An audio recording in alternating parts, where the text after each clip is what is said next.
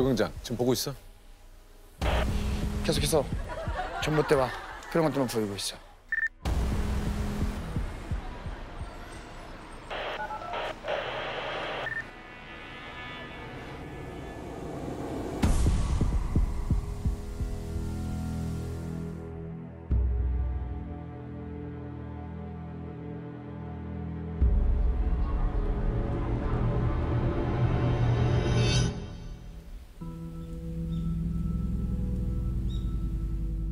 우리가 잘 알고 있는 것처럼 실종 아동에 대해서는 그 데이터베이스가 만들어졌어요. 그런데 성인 실종, 만 18세 이상의 실종자에 대해서는 데이터베이스를 만들 법적 근거가 없거든요. 우리나라에도 매년 많은 수의 그 신원 불상 변사자, 그중에 상당수는 또 범죄 피해자이기 때문에 범인 검거에도 또 신원 확인이 첫 번째 단계거든요. 그러니까 지금 이제 며칠 전에 법무부에서 뭘 발표했느냐, 의제강간 연령 일단 올리겠다. 그래서 우리나라의 도대체 선고를 해야 되는 연령이 몇 살까지냐를 분명히 하겠다. 그런 것들은 매우 중요할 수 있어요. 예컨대 뭐 불법 촬영물도 만약에 아동 청소년을 대상으로 촬영을 하면 이건 무기징역감이다. 이런 종류의 일종의 위화감, 제지력 같은 것들을 발휘하도록 만드는데 그 의제강간 연령이라는 건 굉장히 큰 의미가 있어요. 그리고는 이제 예비죄를 신설하겠다.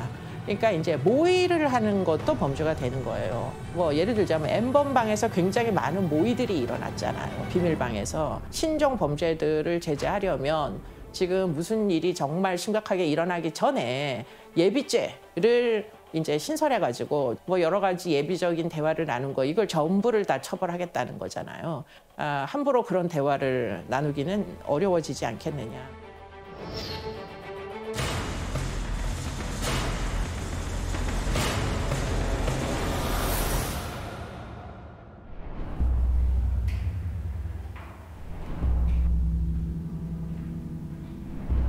아이고 계시네.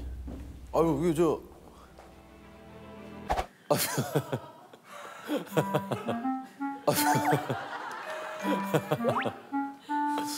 아유, 예. 안녕하세요. 아, 반갑습니다. 예. 아이고. 잘 지내셨어요? 예, 잘 지냈습니까? 반갑습니다. 아니, 오랜만입니다. 예, 오랜만에 안녕하세요. 뵙습니다. 잘 지내셨어요? 네, 아니, 오랜만에 그- 뵙습니다. 네네, 안녕하십니까. 일단 저희가 자리 좀 옮겨야죠. 네네네. 예, 오시죠. 반갑습니다. 예, 네. 우리 아직까지는 지금 의원님이신 거잖아요. 네, 5월 말까지입니다. 이제 그 21대 국회가 이제 개원을 하게 되면은 이제 그 20대 국회는 5월 말에 끝이 나는군요. 네, 5월 30일 날 끝이 나고요. 대원은 좀 더 뒤에 원구성이라고 해서 예. 국회의장이 정해지고 별로 각 상임위원이 정해지고 위원장이 네, 정해지면 그리고 나서 딱 첫 개원이라고 하죠. 하는 예. 거. 아니 지금 사실 어떻게 보면 이번에 좀 불출마를 좀 하셨는데 네. 그 불출마하신 이유가 좀 있습니까? 책임과 반성이죠. 예. 국회가 국민의 심부름꾼이잖아요. 국민 여러분께 필요한 것들을 만들어드리고 예. 더 자세하게 해드려야 되는데 네. 20대 국회가 일을 잘 안 했잖아요. 20번 넘게 보이콧 하고 예. 파행도 많았고요. 그 법안의 처리율이 역대 최저. 그리고 본회의 개최율, 상임위원회 개최율이 다 최저다 보니까 그건 좀 죄송하더라고요. 근데 이게 또 막상 그 정치에 이 첫 발을 들여놓는다는 것이 이제 쉬운 결정은 아닌데 지금은 어떻습니까? 이제 불출마를 선언하시고 하니까 좀 가족분들은 뭐라고 얘기를 하시나요? 표정들이 무척 밝아졌죠. 집안에 웃음꽃이 다시 피기 시작했습니다. 저는 혹시 그러면 미리 뭐 불출마를 선언하셨지만 당선이 되신 분들에게 그리고 또 혹시 아쉽게 뭐 이렇게 또 낙선하신 분들에게 무전으로 한번 이게 시공간을 초월시킬 수 있는 네. 정도거든요. 그래요? 예, 예. 21대 국회 메시지를 미리 얘기를 하시는 거죠? 보내주시네요. 네. 하나 둘 셋, 하나 둘 셋. 감도 체크. 이제 역시 예. 21대 국회 당선자 여러분 진심으로 축하드립니다. 하지만 여러분의 당선이 여러분의 개인의 그 성과라는 생각은 아마 안 하시리라 생각을 합니다. 바로 우리 국민들을 위한 무한 봉사의 준비를 갖춰주시길 부탁드리겠습니다. 낙선자분들께는 정말 어떻게 위로를 해드려야 될지 모르겠고요. 제가 위로를 해드린다고 해서 아픈 마음이 쉽게 치유되긴 힘드실 텐데 그래도 힘내시기 바랍니다. 혹시 그 더불어서 20대 국회에 막 입성을 하는 우리 표창원 의원님께도 한마디 좀 해주세요. 저요? 네. 네, 용인정 제20대 국회 당선자, 표창원 당선자 너무 기뻐하지 말고요. 조금만 있으면 내가 왜 시작했을까 후회할 만한 순간들이 닥칠 겁니다. 마음의 준비 단단히 하시기 바랍니다. 이상 로아죠. 남들이 봤을 때는 그렇지 않습니까? 뭐 교수님도 되셨다가 이렇게 뭐 또 국회의원도 되셨다가 남부러울 거 없는 그런 삶을 인생을 사는구나, 성공한 삶을 사는구나. 남이 부럽습니다, 저는.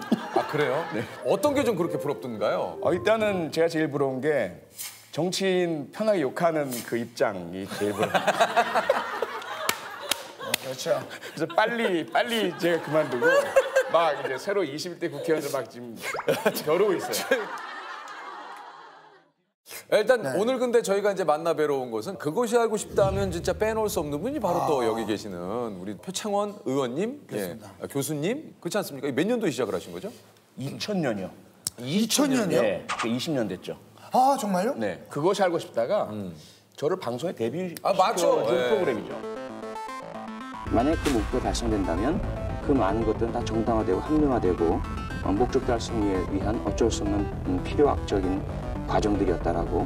떵떵거리고 살 수 있는 멋진 차와 뭐 이런 것들이 본인이 희구했던 삶의 모습이라고 보여지고요. 대략 한 75에서 80% 정도는 독립으로 봐야 하지 않을까. 어쨌든 본인이 자발적으로 그 공산 현장 입구까지는 갔을 가능성이. 직업적으로 봤을 때 프로파일러는 정확하게 뭐 어떤 그 직업을 얘기하는 겁니까?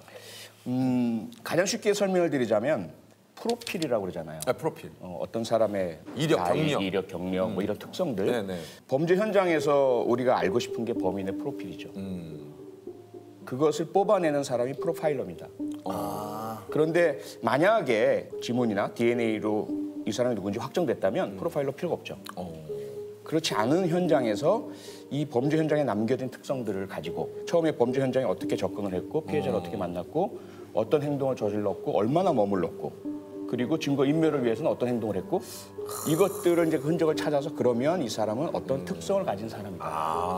그러니까 보통 그 교수님 계신 곳에 가서도 촬영을 하지만 보통 이제 배수로나 이런 데서 제가 생각하기에는 이 버스 정류장에서 범인은 뭐 이런 얘기를 하면서 네, 나갈 때 네, 네. 그런 걸 보면서 막 집중이 확 되거든요. 아니 그 여기 보니까 이제 프로필에 그런 게 있습니다.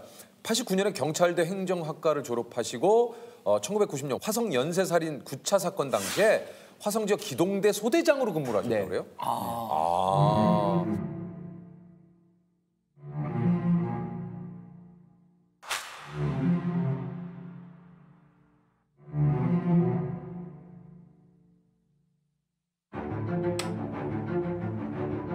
화성 연쇄살인 사건 현장 부근에서 9번째 희생자가 됐습니다. 10번째 살인 사건도 미궁에 빠질 가능성이 높은 것으로. 유일한 단서는 유전자의 DNA 구조입니다. 제가 화성경찰서에 발령받은 게 1990년 8월인데요. 3개월 지나서 그 여중생 김양 피살 사건이 발생을 합니다.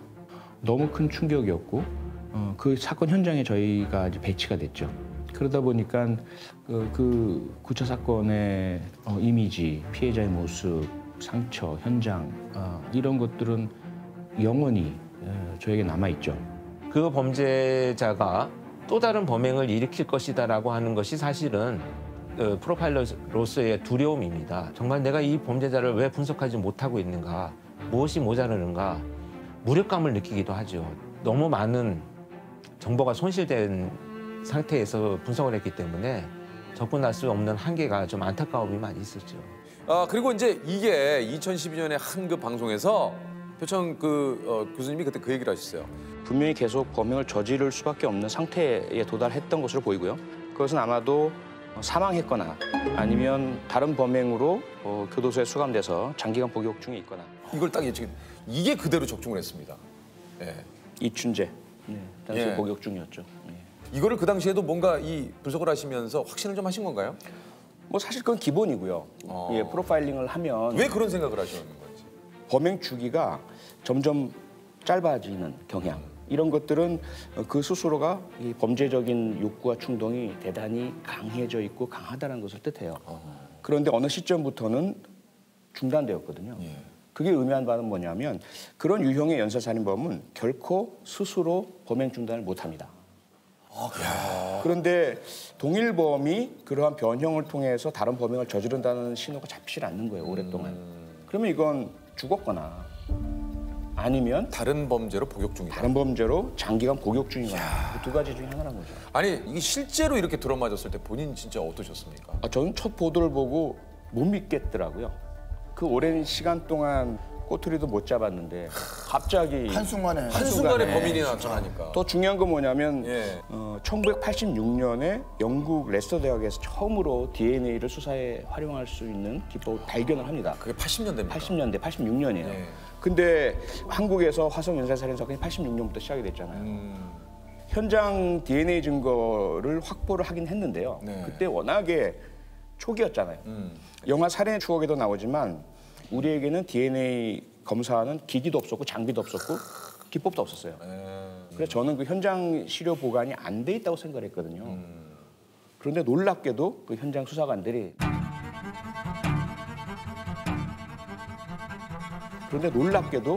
수사관들이 나중에 이러한 기법 발전이 이루어지리라는 것을 예측을 했는지 그걸 보관을 하고 계셨어요? 예, 보관을 하고 계셨어요. 현장 옷가지들을. 현장 수사팀에서 계속 이어져 내려오던 후배들에게 물려줬던 그 현장 옷가지 일부를 다시 국가수에 한번 큰 지대도 없었죠, 사실은. 전 진짜 잠깐 지금 소름이 돋았어요. 기필코 이 범인들을 잡아내겠다라는 이 의지가 결국 잡아낸 거 아닙니까? 그렇죠. 와. 소름 끼치는 일이죠. 처음에는 뭐 당연히 왜 이렇게 갑자기 또 의뢰를 했을까? 그리고 이미 공소시효가 다 끝났음에도 불구하고 그 증거물이 있었구나 뭐 이런 생각도 이제 들었고 이쪽 분야에 일을 하시는 분들은 항상 그 마음의 짐 같은 게 있어서 이춘재 같은 경우에 진술을 보면 가장 놀라운 건 그거예요.